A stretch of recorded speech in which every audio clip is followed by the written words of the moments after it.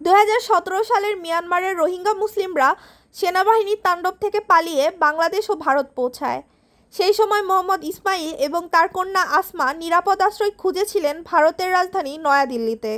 তাদের জীবন স্থিতিশীল মনে হলেও 2025 সালের মে মাসে ঘটনাটি পরিবর্তিত হয়। আসমা এবং 39 জন রোহিঙ্গাকে ভারতীয় কর্মকর্তাদের পক্ষ থেকে তাদের বায়োমেট্রিক তথ্য নেওয়ার জন্য ডাক দেওয়া হয়।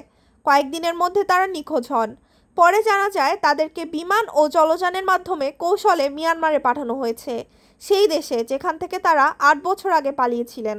মিয়ানমারে সেনাবাহিনী এখনও একই ধরনের সহিংসতা চালাচ্ছে, যা জাতিসংঘ জাতিগত নিধনের উদাহরণ হিসেবে আখ্যায়িত করেছে। রোহিঙ্গাদের উপর এই ধরনের ব্যবস্থা আন্তর্জাতিক আইন লঙ্ঘন করে এবং মানবাধিকারের গুরুতর অবমাননা। ভয়েসাররা জানিয়েছে নিখোঁজ রোহিঙ্গাদের জীবনের নিরাপত্তা নেই। কয়েকজন জানিয়েছেন, সৈন্যরা বলেছে, তোমাদের জীবনের কোনো মূল্য নেই, তোমাদের কোনো দেশ নেই। তারা অন্ধকারে জলে নামতে বাধ্য হন, যা তাদের জন্য এক প্রকৃত দুঃস্বপ্ন।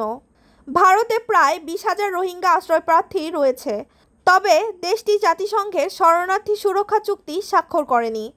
ভারতের হোম মন্ত্রক রোহিঙ্গাদের অবৈধ অনুপ্রবেশকারী হিসেবে চিহ্নিত করার নির্দেশ দিয়েছে, যার ফলে তাদের এমনভাবে ফেরানো হয়েছে। মোহাম্মদ ইসমাইল এখনও তার কন্যার খোঁজ পাচ্ছেন না।